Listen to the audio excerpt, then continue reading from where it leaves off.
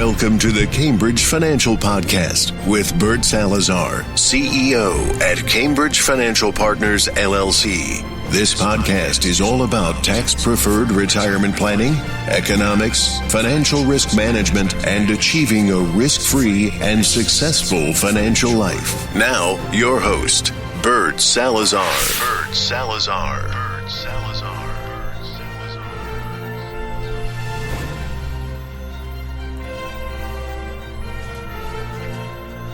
Hey, good day, everyone. Welcome to another episode of our podcast, and this is episode 124 of your Tax-Free Life podcast. As always, I'm excited to be here with all of you.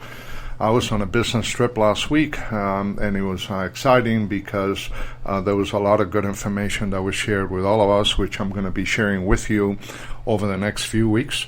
The title for this episode today is, what is the stock market telling us about the November 2020 election? Once again, what is the stock market telling us about the November 2020 election? And, whenever you get into an election year, there's a lot of volatility in the market, and sometimes it's not as volatile. But this year, because of the fact that we've had a COVID-19 coronavirus, that has become even more volatile than in other years. But at the end of the day, here are some of the predictions, because when you look at the stock market overall, the stock market is a very good predictor as to what may be happening in the foreseeable future. Now, things can change at any point in time because, we all know how quickly things can change. But at the end of the day, if we pay attention to what the market does, then we may very well be able to make better decisions for ourselves, our lives, our families, and everything that comes from a retirement standpoint. So when it comes to predictions, one of the things that I always say is that, methods are many and principles are few. Methods are always changing, yet principles never do. So when you look at the principles of finances, when you look at the principles of retirement, there's certain things that, regardless of where the market is or what the market is doing, if you stick to the principles of finance and the principles of retirement, chances are you're going to do much better than anyone else that tries to follow the different methods or opportunities out there in the marketplace. So it's important to understand the difference between methods and principles when it comes to your financial success. Now, as I said earlier, things can change at any time. But, forward thinking is the way the stock market predicts the future. And they do, as I said, a very good job at predicting the near future. Now, it's very difficult for the market, to be able to predict 3 or 5 years down the line, but they can predict the next quarter and the quarter after that on a business standpoint. So that's important to note. Now, what are some of the things that the stock market is telling us today? We have gone through a major pandemic now. We're still fighting through it. I think there's always a light at the end of the tunnel, and I think that we're starting to do better. I know Florida is just opened up back to phase 2 today. We'll see how that goes. But at the end of the day, I think little by little we're making progress and we're winning the battle against this silent and invisible killer that is the coronavirus. But, what is the market telling us? Well, obviously we've had a tremendous recovery. So when you look at the pandemic and you look at the media and what the media is telling us, that, this is Armageddon, but all of a sudden we see that the stock market is doing better than it had in the past. Now, there was a correction early in the first quarter and the market took a tumble, but it has since recovered from that standpoint. But I can also tell you that August, now today is August 31st, so if the last day of August in 2020, the market has had the biggest stock market increase in August than it has in the previous 30 years, so that's important to note. Now, although money managers overall, they enjoy volatility, the markets do not. Therefore, as of today, the markets, what are the markets telling us? And again, this can change at any point in time. And, I'm not trying to get political with any of you at this point in time. But what are the markets telling me today, Monday, August 31st of 2020? Number one is telling me that the markets are predicting that President Donald Trump will win a second term in office. Now, whether that's good, bad, or indifferent to you, it is what it is. But from an economic standpoint, I think you have to be able to pay attention to it, because a lot of those decisions that you're going to be making now and in the near future are going to be based on these premises that are coming through via the stock market and the economy here in the United States.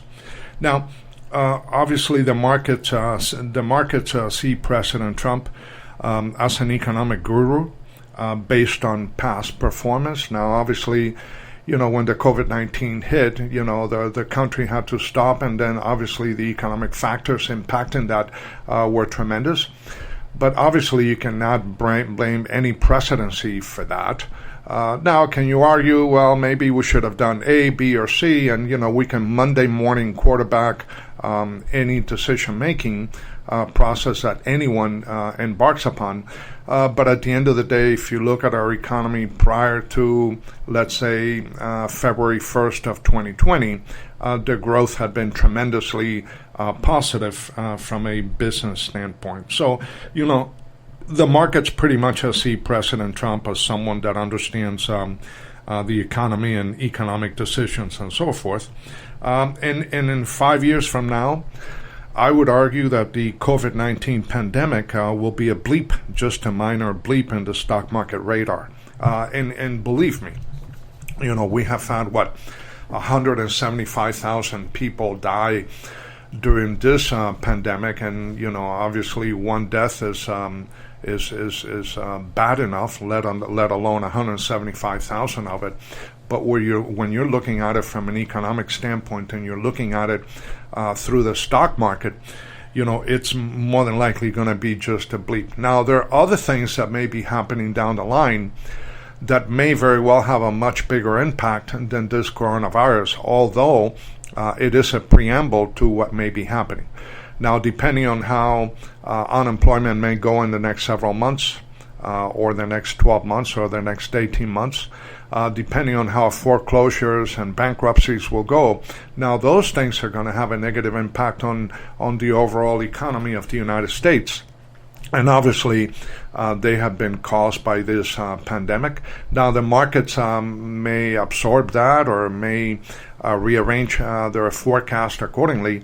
But as of today, based on what I'm seeing as of August 31st, 2020, I believe that President Trump is going to be winning a second term, because otherwise there would be a lot more volatility in the stock market, because most money managers and institutional investors would be trying to reposition themselves in as a way to figure out what may be happening in November of 2020.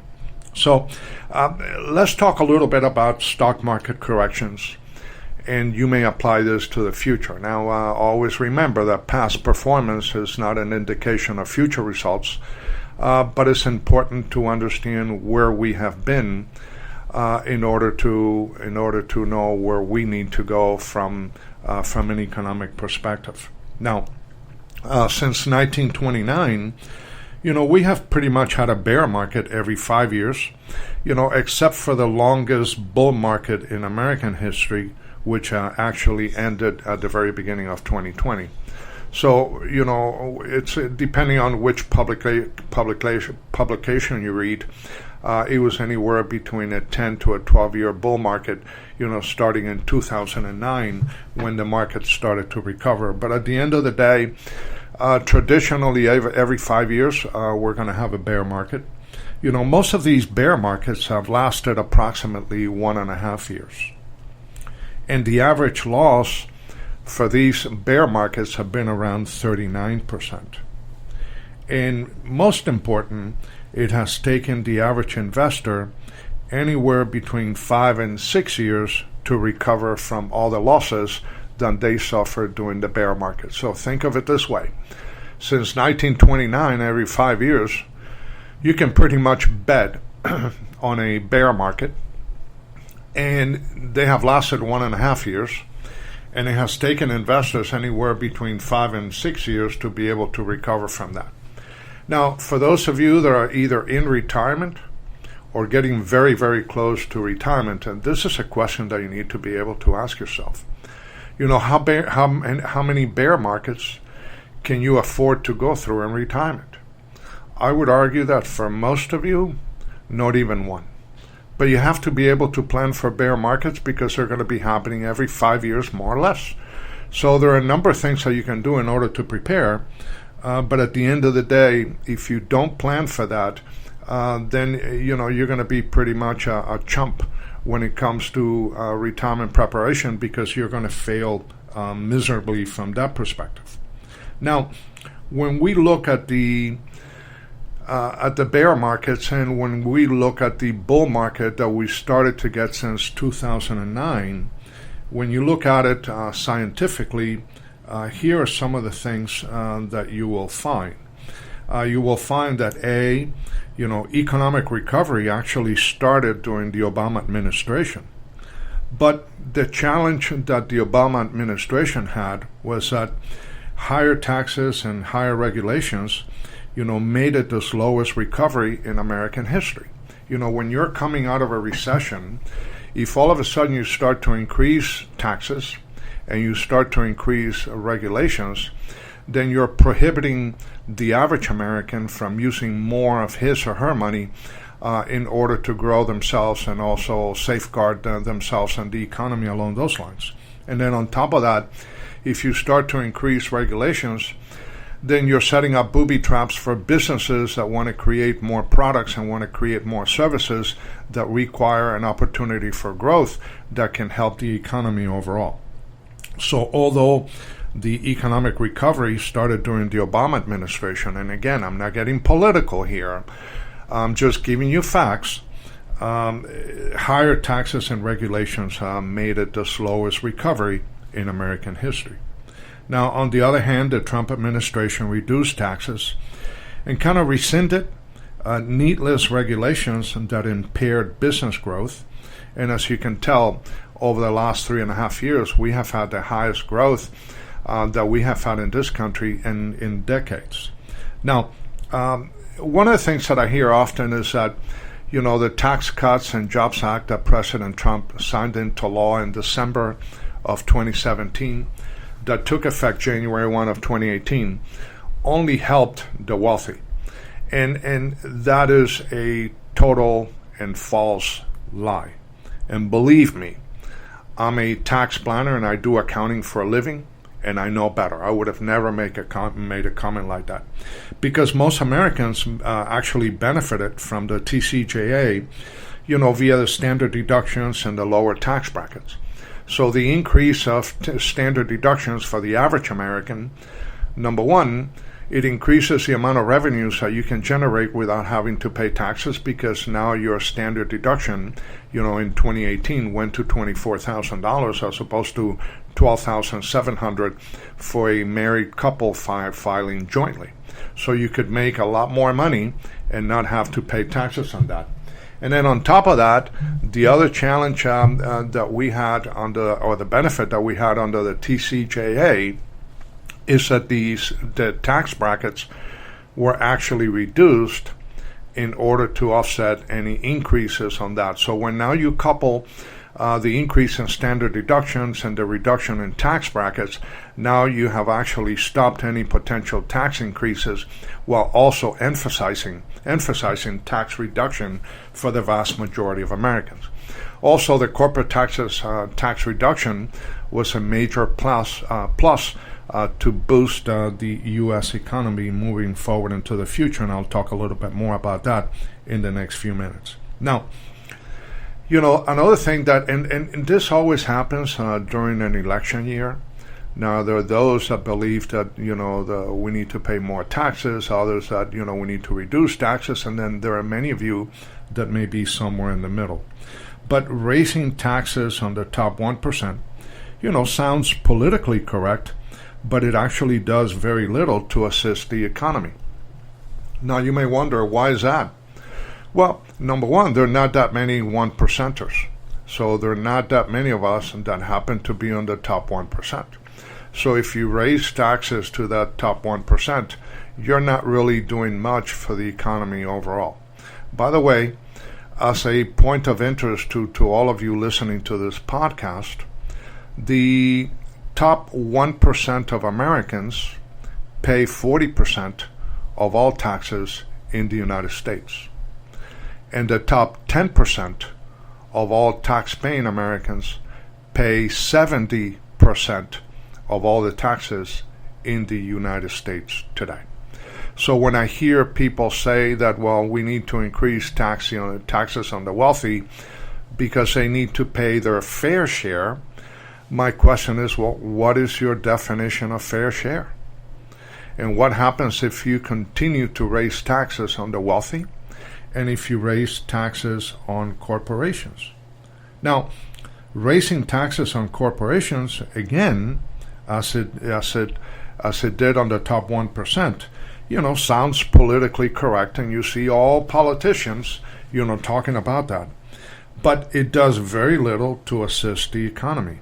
See, what most politicians don't understand, or they actually do, but they just want to fool the average American, because the average American does not pay a lot of attention to taxes, to inflation, to stock market volatility, to interest rate volatility, to economic trends, and so forth. So obviously they're being redirected by people that have power and that can talk, whether they make any sense in what they're saying or not. But raising taxes on corporations does very little to assist the economy. And the reason for that is simple. Corporations are passed through. And if you start taxing the corporations more, for a long time, U.S. corporations, up until the Tax Cuts and Jobs Act, U.S. corporations had a very difficult time competing on the world stage because of the fact that the taxes that they would pay in the U.S. would be much, much higher than taxes that other competitors were paying abroad. So if you start to reduce taxes for corporations, now they can compete at the same level as many other industrialized countries throughout the world. But by the same token, the question that all of us and that all of you need to be asking yourselves is, look, if you increase taxes on corporations, is the corporation, or are these corporations going to pay the taxes themselves? Are they going to take those tax liabilities out of their balance sheet, or are they going to be added? Are they going to be added on the liability side of the P&L, the profit and loss statement? The answer is no. It is a pass-through. So if you raise taxes on corporations, what do you think they're going to do? They're going to pass on those taxes to you and to me and to all of us as consumers. So if you go to a grocery store and all of a sudden you're increasing taxes by 10-15% on sales on that grocery store, guess what? They're going to be increasing the prices of the goods and services that they provide by the same amount. And we, the consumers, are going to be ending the bag and keeping the bag and paying for those taxes at some point in time in the future. So, be careful what you wish for because you might just get it from a business standpoint. Now, another point that I hear often, and this is one that I've been hearing now for the last several years, is that raising the minimum wage is good for the economy. Well, it depends on which side of the ledger you're on, because raising the minimum wage actually hinders lower skilled workers and newly entered employees. And you got to be careful, once again, what you wish for. Because if you start mandating that corporations raise the minimum wage, then what you're forcing these corporations to do, number one, is to not hire as many people as they would hire otherwise. Number two, they may start to fire people that they don't need, and therefore unemployment will be increasing. Number three, these new employees that are coming into the workforce, let's say high schoolers are now getting their first job and so forth, they're not going to be able to find a job. And what's going to happen is that technology is going to reduce those jobs, and companies are only going to pay what they can pay. So let me give you an analogy, because it's something that's important for you to understand, for all of us to understand from an economic standpoint. When it comes to economic decisions in this country, and if you own a company, and I own actually 3 companies that I do business with, and these are my companies. I have an accounting firm, and then I have 2 financial services firms, and we have people that work with us and so forth. But if you're a business owner, and all of a sudden somebody's telling you that you have to increase minimum wage to $15 an hour, and by the way, who came up with the idea of $15? If $15 is better than $10, well, isn't it $20 better than $15? So who's going to determine, what the minimum wage should be? Now, usually competition will determine minimum wage. And if a company is not paying you enough, and some other company may want your services, they're willing to pay you more. And that's how minimum wage in the United States has been increasing for many, many years, and so forth. But let me give you a FICA analogy. If you're an employee of a corporation and you're a W-2 employee, that means that you are an employee for that corporation. That means that corporation is going to pay you a salary.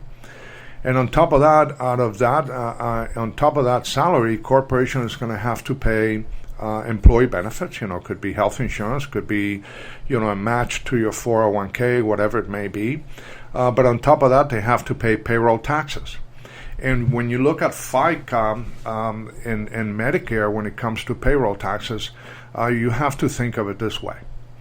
The FICA, the Social Security Medicare tax, is 15.3%. So that means that if you make, let's say, $80,000 working for a company, out of the $80,000 that you make as an employee, you're going to contribute 7.65% to FICA taxes, of which 6.20% is going to go to Social Security, up to the taxable wage base. And then 1.45% is going to go to Medicare, and that 1.45% is unlimited. So if you make $1 million a year, you'll have to pay 1.45% of that salary toward Medicare. So you pay 7.65% as an employee, and now the employer will match the 7.65 the same way that you did and pay that to the government.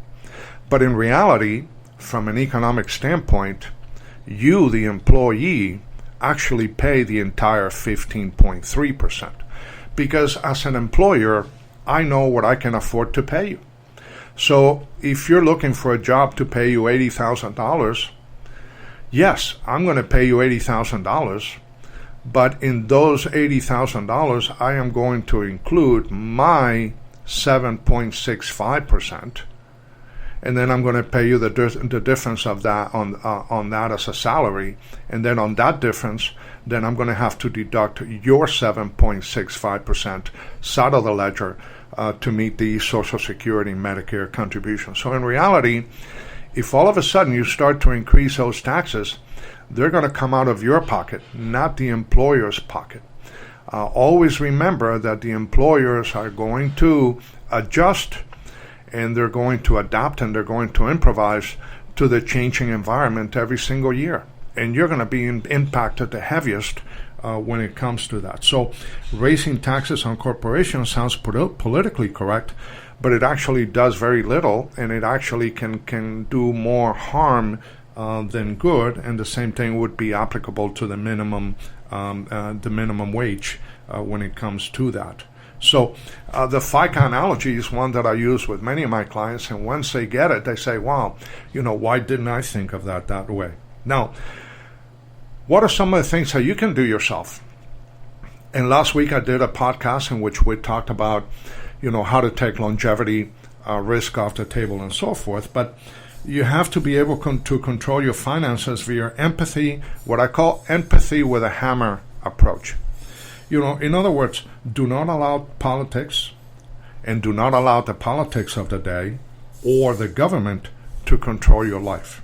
So you have to use vehicles that are tax controlled and that are market protected in order to offset either tax volatility or interest rate volatility or stock market volatility. So start paying attention to what the economy is telling you. Start paying attention to what politicians are saying, and start making decisions for yourself and your family that are going to be heavily impacted on your favor, but by doing the right things at the right time and for the right reason. See, one of the things that we need to continue to move on, I've always been a very positive person. Now I'm a U.S. Marine, so, when it comes to the way I think, I'm totally different than most people, that are not wired from a Marine Corps standpoint. But, I'm a positive person. I'm someone that believes that, America is the greatest country ever designed on the face of the earth by men. Yes, we do have flaws, and we have many repairs that we need to conduct as a country to be able to get ahead. But the opportunities in our country are tremendous, and we need to make certain that we can take advantage of those opportunities, because if we fail to do so, then we're going to become a victim. And one of the things that I always say to all of you is that if you take your finances in your own hands, then you're going to stop becoming a victim, and now you're going to have the ability to do much better for yourself and your family than ever before. So, pay attention. Don't get too involved into the politics. Obviously, all of us, believe in a political party, so we need to vote. And it's important that each and every one of us vote, because I came from a country, when I was a kid, that voting was prohibited and was only one party and so forth. So I'm a true believer that you have to vote. But there's a big difference between voting and providing and casting an intelligent vote. And when you start looking at your vote, stop paying attention to the politics, stop paying attention to the way that these politicians are talking, because they're all politicians, are all looking for the same things: how to better themselves, how to get reelected, how to put more and more money into their pockets, and so forth. And by the way, many of the laws that the Congress of the United States have passed never applied to them. For instance, Obamacare. There were some areas of Obamacare that were very, very good. Others were very, very bad. But you know what happened? Congress passed a law without even reading the law, and on top of that, they were exempt from it. So that way, Obamacare would not be applicable to the Congress of the United States. So can you imagine telling people to do something that you yourself would not do for yourself and your family? So you got to start thinking about those things. You've got to start peeling the onion, and you have to start getting deeper and deeper in understanding, facts versus fiction. And you have to start looking at your finances through a telescope as opposed to a microscope. I want to leave you with a quote from Dan Sullivan. Dan Sullivan is a very well-known author and is someone that I have been reading on for many, many years. And Dan Sullivan has always said that, always make your future bigger than your past.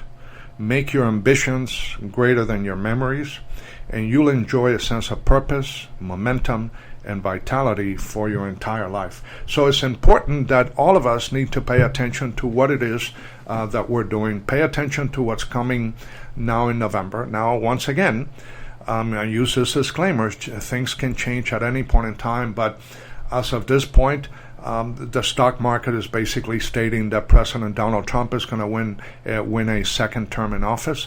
For those of you that may want to reach out to me and pick my brains about this and or any other questions that you may have regarding your finances or things that may be keeping you awake at night, please feel free to reach out. You can call me at area code 786-766-1042. You can also reach out to me via email at Bert, B-E-R-T, at bertsalazar.com, BERTSALAZAR.com. And always remember that my goal for you and your family every single week as we get together is to kind of help you change the way that you see things, because when you change the way that you see things, the things that you see change. So once again, thank you for giving me a few minutes of your time today, and I'll talk to you again soon. Take care.